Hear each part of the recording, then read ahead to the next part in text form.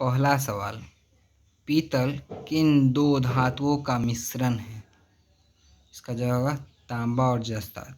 तांबा और जस्ता के मिश्रण से पीतल बनाया जाता है।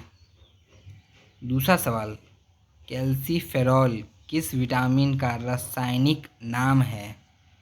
इसका जवाब होगा विटामिन डी। विटामिन डी का रासायनिक नाम कैल्सीफेरॉल है। तीसरा सवाल, नेत्रदान में नेत्र के किस भाग का दान किया जाता है? इसका जवाब होगा कॉर्निया। चौथा सवाल, किस विटामिन में कोबाल्ट होता है? इसका जवाब होगा विटामिन बी 12। विटामिन बी 12 में कोबाल्ट पाया जाता है। पांचवा सवाल, कोशिका का पावर हाउस किसे कहा जाता है? इसका जवाब होगा माइटोकॉन्ड्रिया। छठा सवाल, विटामिन बी की कमी से कौन सी बीमारी होती है?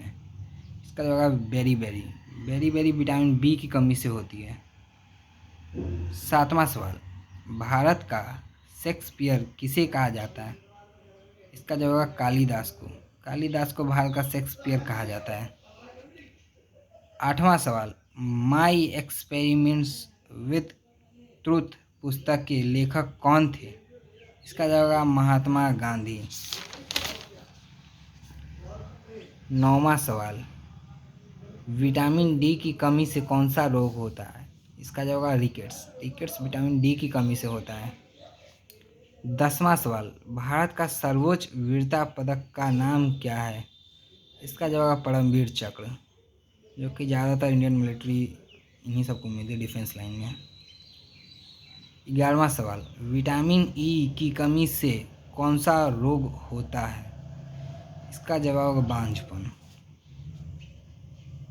12वां सवाल, प्रथम भारतीय उपग्रह का नाम क्या है और इसे कब छोड़ा गया था?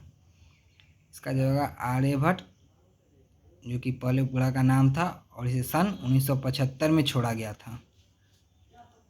13वां सवाल, घेंघा रोग किसकी कमी से होता है? इसका जवाब होगा आयोडीन। आयोडीन की कमी से घेंघा रोग होता है।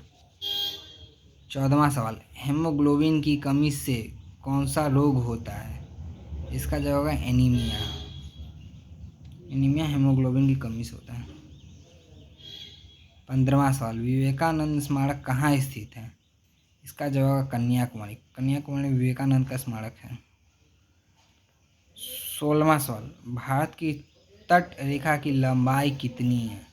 इसका जवाब होगा 7516 किलोमीटर। भारत की कोस्ट लाइन एरिया की लंबाई 7516 किलोमीटर है। 17वां सवाल, विश्व में अभ्रक यानी कि माइका का सर्वाधिक उत्पादन किस देश में होता है? इसका जवाब होगा भारत। भारत में सबसे ज़्यादा माइका का उत्पादन होता है। 18वां सवाल, अर्थशास्त्र के लेखक कौन थे? इसका जवाब कौटिल्य, जिन्हें हम चाणक्य के नाम से जानते हैं, जिन्होंने अर्थशास्त्र की रचना की थी। 19वां सवाल, किसके जन्म दिवस को खेल दिवस के रूप में मनाया जाता है? इसका जवाब होगा मेजर ध्यानचंद, जो कि उन्हीं के जन्म दिवस के रूप में हम लोग खेल दिवस को मनाते हैं, जो हर साल 29 अगस्त को मनाया जाता है। और मेजर ध्यानचंद हॉकी के एक महान प्लेयर थे। 20वां सवाल, जय हिंद का नारा किसने दिया? इसका जवाब होगा नेताजी सुभाष चंद्र बोस, जिन्होंने जय हिंद का नारा दिया था। 21वां सवाल, भारत ने ओलंपिक खेलों में पहली बार किस वर्ष भाग लिया था? इसका जवाब होगा सन 1900। 22वां सवाल, गोबर गैस में मुख्य रूप से क्या पाया जाता है?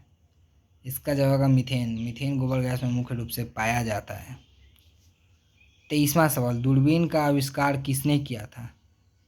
इसका जवाब गैलीलियो ने। गैलीलियो ने दूरबीन का आविष्कार किया था।